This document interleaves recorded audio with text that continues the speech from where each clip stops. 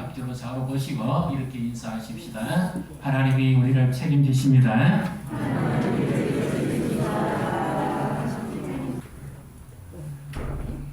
우리는 은혜라 하면 이런 생각이 있을 겁니다. 신앙이 좋은 사람이 은혜 받죠. 열심히 있는 사람이 은혜를 받고 나름대로 또 잘 쓰기는 사람이 은혜를 받는다 이런 생각합니다.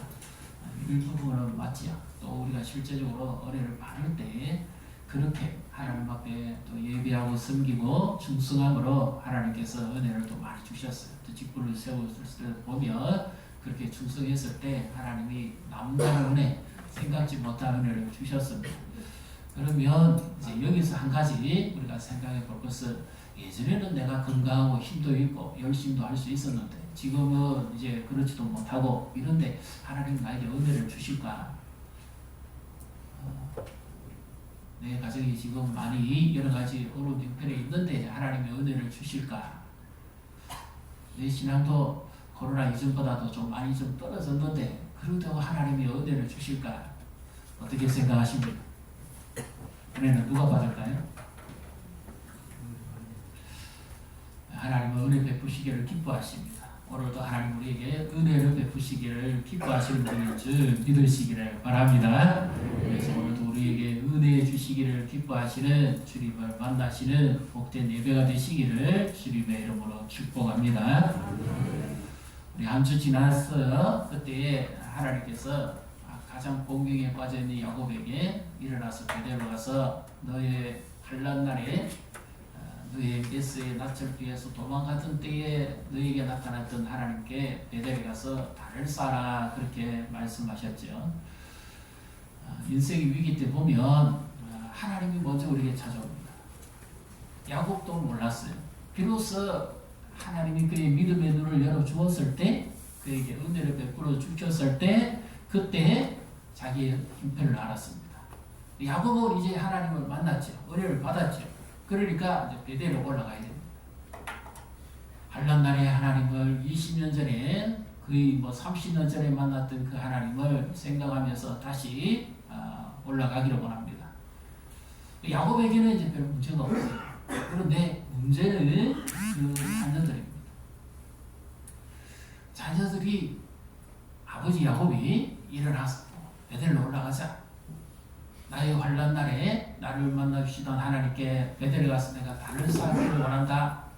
그렇게 말하니까 이 야곱의 자녀들이 어떻게 대답할까요?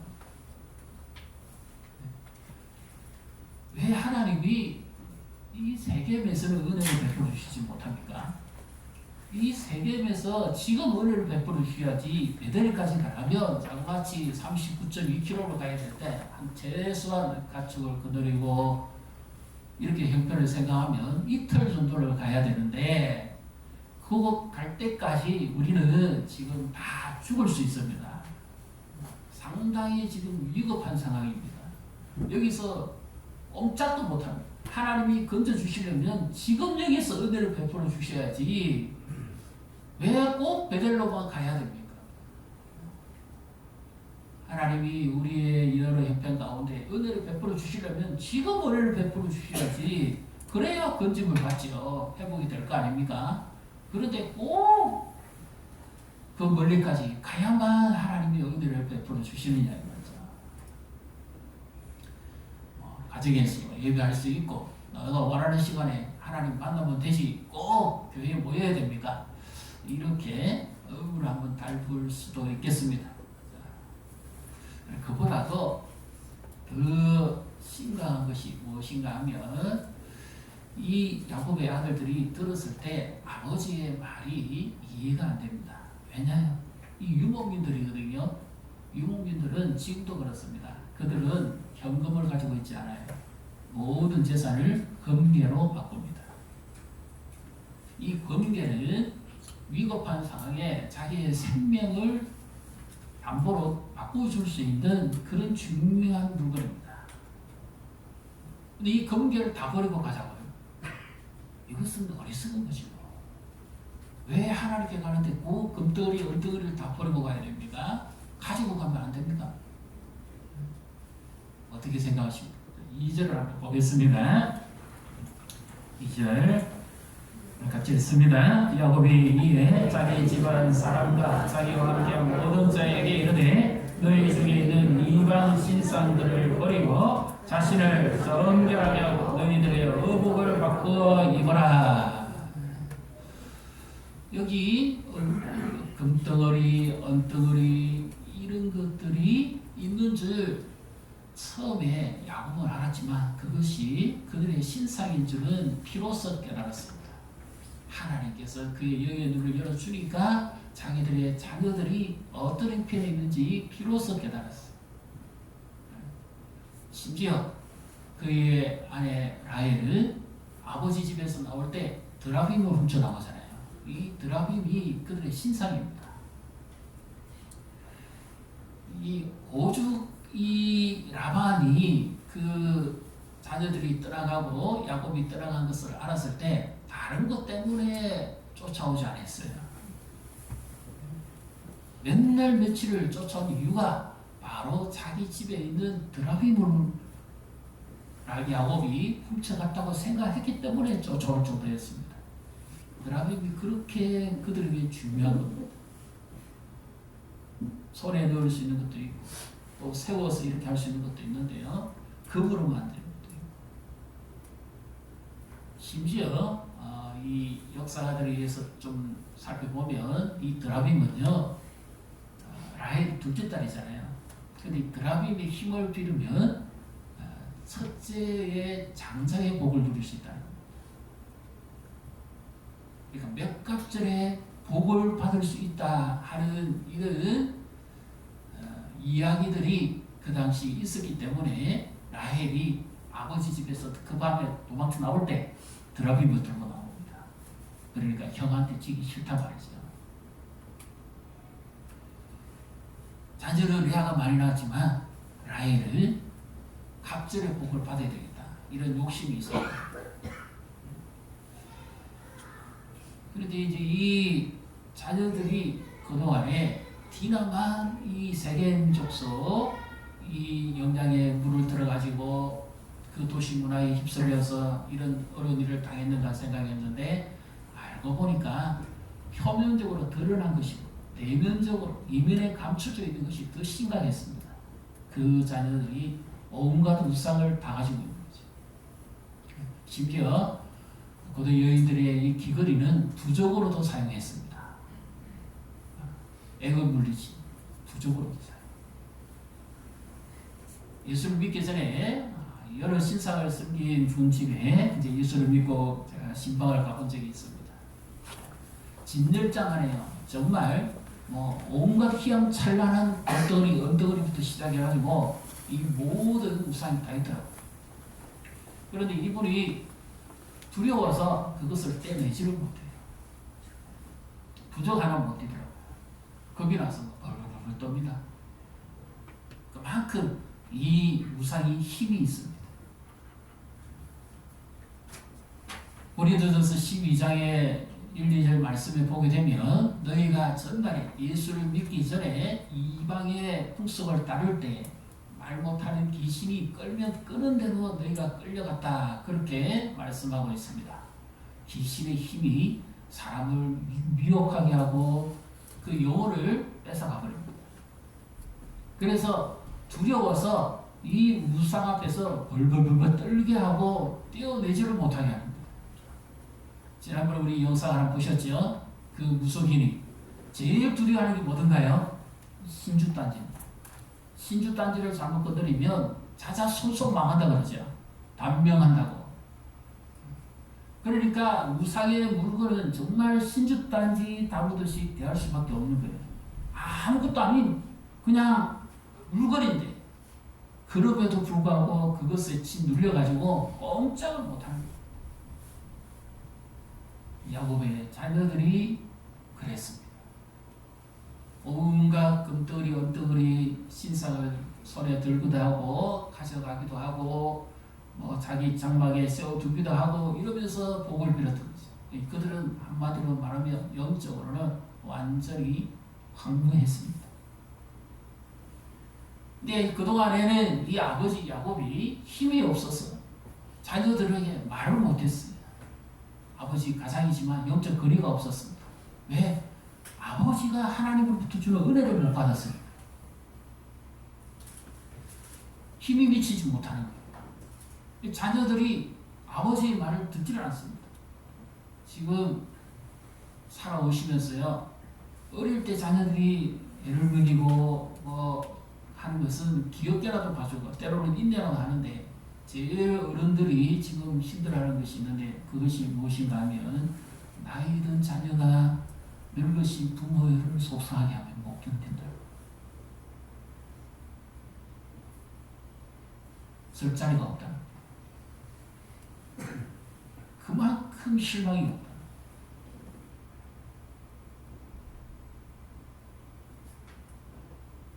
지금 이 아버지 야곱이 이 자녀들이 자랄 만큼 자랐는데 이런 형편에 빠져 있는 것을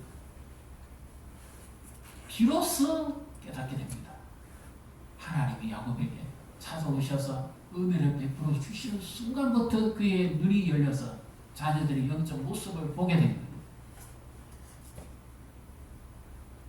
자녀들 입장에서는 이것은 얼마나 귀중한 재산입니까?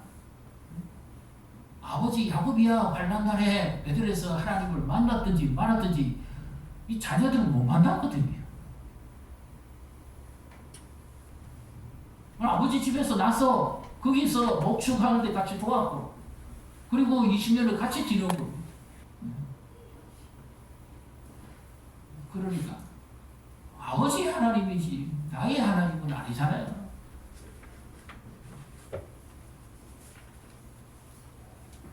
왜 꼭 그 베델에 가야 됩니까? 세겜 여기서 하나님이 아버지 하나님이 환난날에 아버지를 도우셨다며 지금 우리에게 얼마나 환난에 처해 있습니다. 얼마나 지금 이 위급한 상황에 처해 있습니까? 정말 아버지가 믿는 하나님이 계시다면 지금 도와주셔야지 무슨 말씀을 하시냐고 얼마든지 항의하지 않겠어요.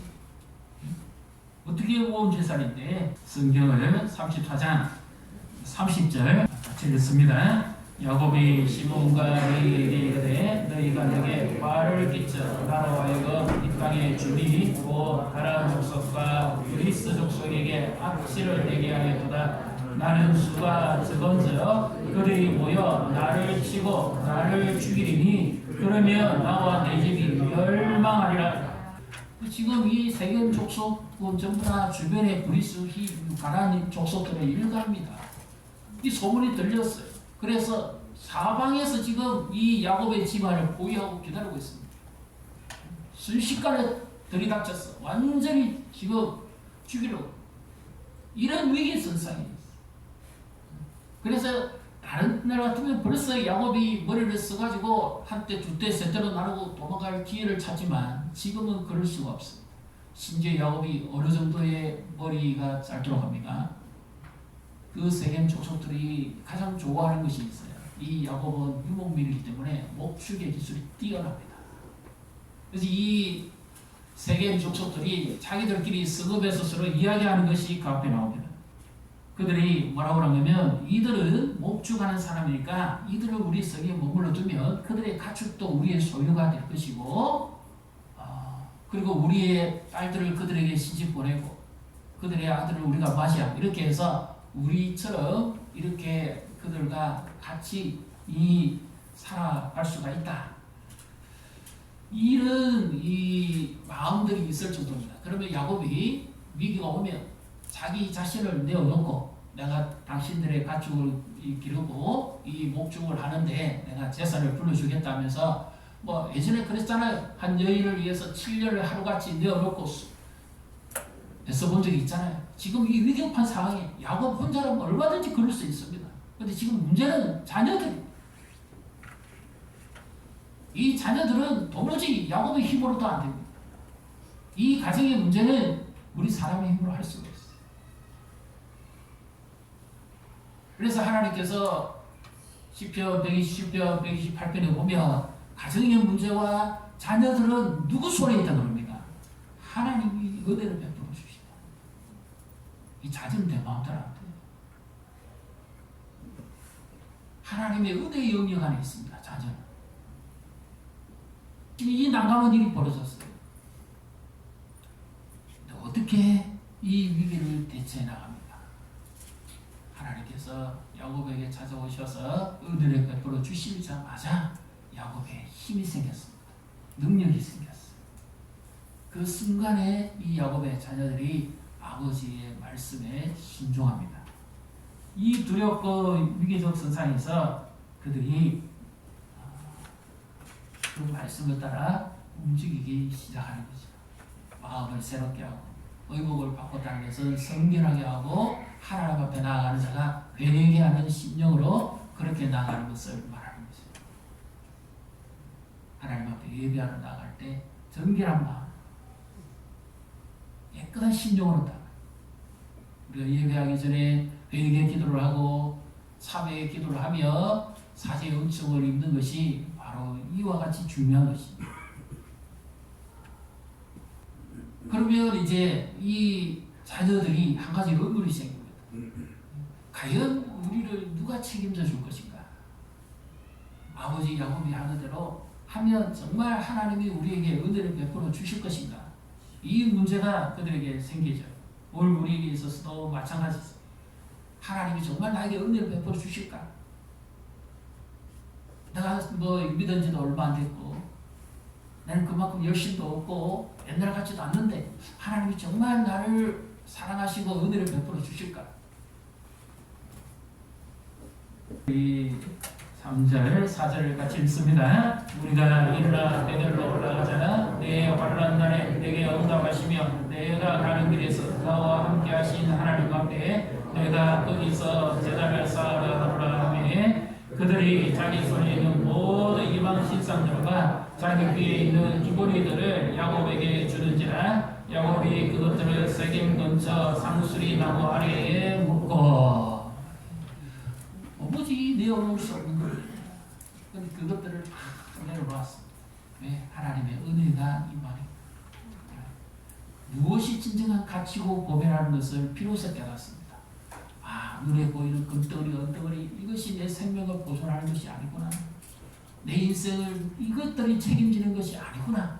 지금 이 사방에 이 족속들이 들이닥치려는 위기의 순간에 금덩어리, 언덩어리 그게 무슨 소용입니까? 심지어 드라빔이 어느 정도의 힘이 없는지 아십니까? 그 집안을 지켜주고 장자의 복을 준다는 드라빔이 어느 정도의 무능력 함을 가지고 있는지 아십니까? 이 아버지 라반이 이 야곱이 훔쳐간 줄 알고 쫓아와서 자기 자녀들 그 딸들의 그 장막에 들어가 보고 다 하잖아요. 근데 심지어 이 그렇게 라반이 좋아하는 드라빔이 라헬에 앉아 있는 그 낙이 그 안장 밑에 드라빔 숨겨졌잖아요. 말도 못합니다.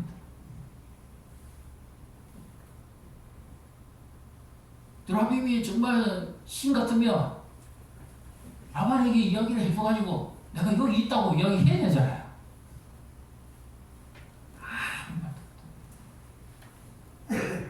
아버지가 샅샅이 다 찾아봐도 끝내 드라빔을 찾지 못합니다. 왜 그럴까요? 하나님께서 드라빔의 기운을 눌려버려요.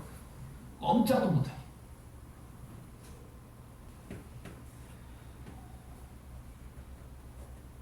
그러니까 하나님이 은혜를 베풀어 주시니까 이들이 그것을 상수리 나무 아래 다 내려놓고 두고 갑니다. 과연 하나님은 어떻게 은혜를 베풀어 주실까요? 하나님은 우리를 정말로 사랑하십니까? 이렇게까지 이제 이 야곱의 집안은 우상도 버리고 마음도 새롭게 해서 이제 베델로 올라갑니다. 과연 하나님이 은혜를 베풀어 주시는가? 보십시다. 5절을 같이 읽습니다. 그들이 떠났으나 하나님이 그 사명 돌들로 크게 두려워하게 하셨으므로 야곱의 아들들을 추격하는 자가 없었더라. 아멘. 그들이 염려했던 것이 뭡니까? 그들이 떠나게 되면 틀림없이 사방에서 적들이 일시에 쳐들어와가지고 그들을 위협할 줄 알았는데 결론이 어떻게 납니까? 5절에 그들이 떠났으나 어떤 일이 벌어지죠? 하나님이 사면에 그 세겜 족속 주변의 모든 족속들이 감히 두려워서 야곱을 쫓아오지 못하게 만듭니다. 이것이 구약 성경에서 자주 등장하는 하나님의 은혜의 방편입니다. 하나님께서 그 백성들을 보호하시고 적에 대해서는 두려움을 주는 겁니다. 감히 두려워서 접근을 하지 못하게 합니다. 어느 누구도 한 발짝도 움직이지 못하게 합니다.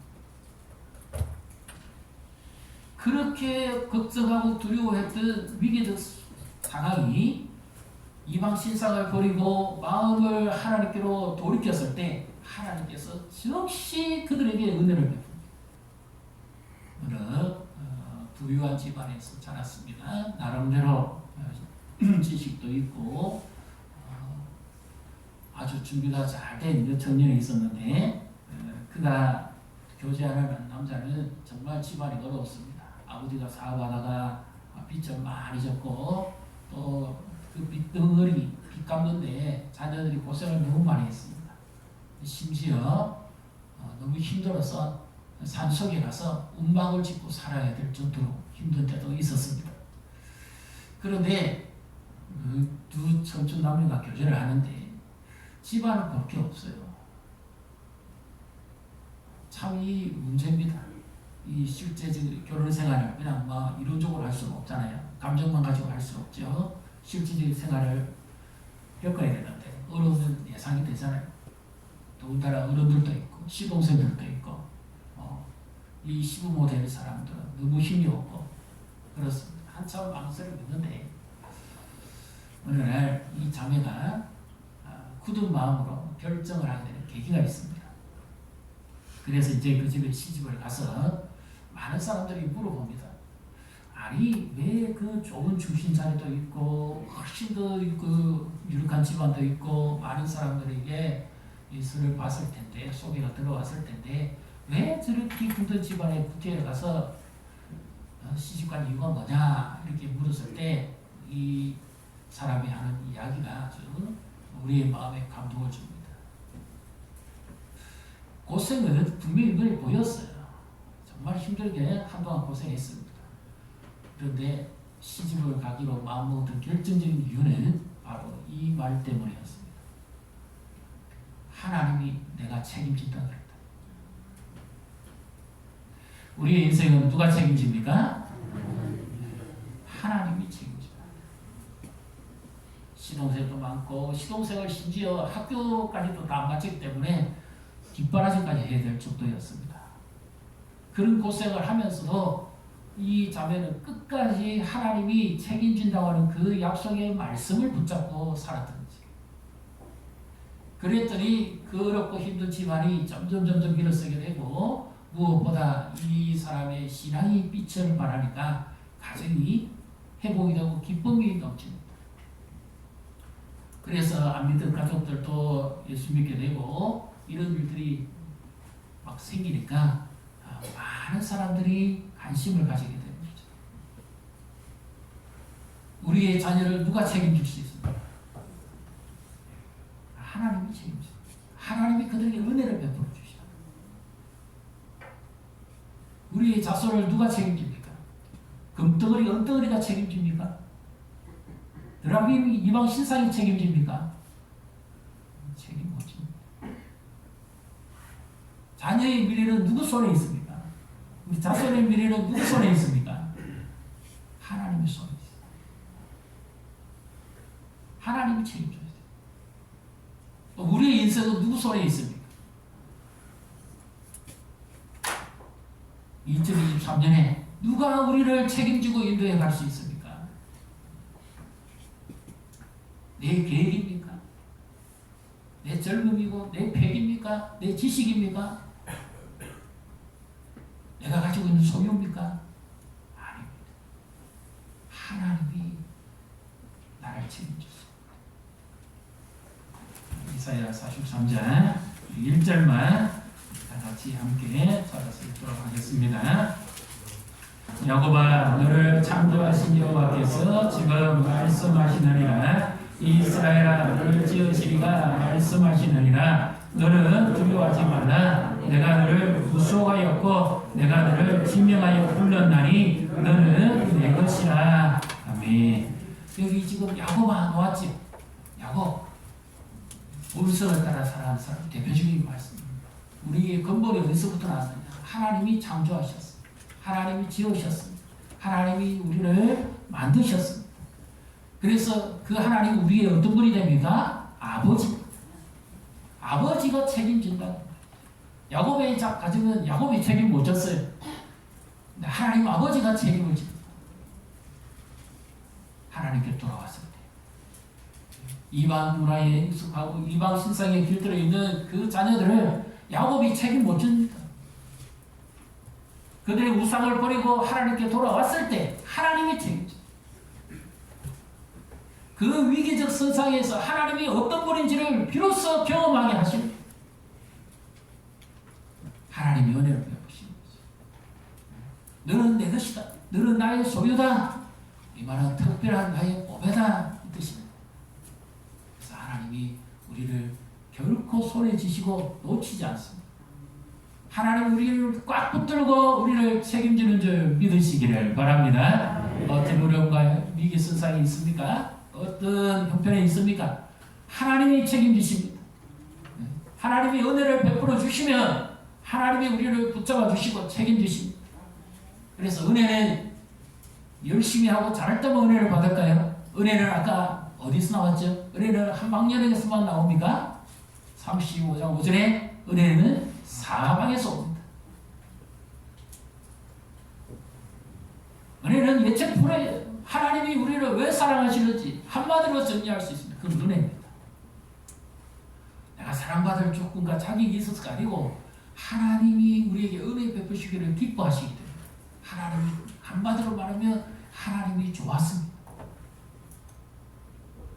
똑같이 하늘 하시는 에스는 버리고 로마서에 보게 되면 하나님이 야곱은 사랑했다고 합니다. 근데 우리가 보면 인간적으로 보면 야곱이 정말 밉잖아요. 에스 같은 남자답잖아요. 사람답지 않습니까? 의리도 있고. 근데 하나님이 에스는 버리고 야곱을 사랑하죠.